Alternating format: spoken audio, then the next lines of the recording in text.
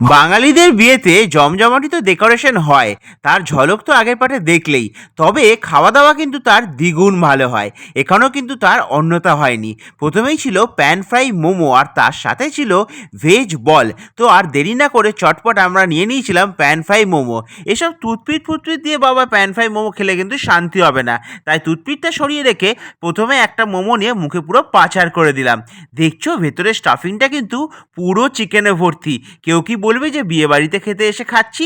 মনে হচ্ছে যেন কোনো দামি রেস্টুরেন্ট থেকে খেলাম এই চিকেন ফ্রাই মোমোটা।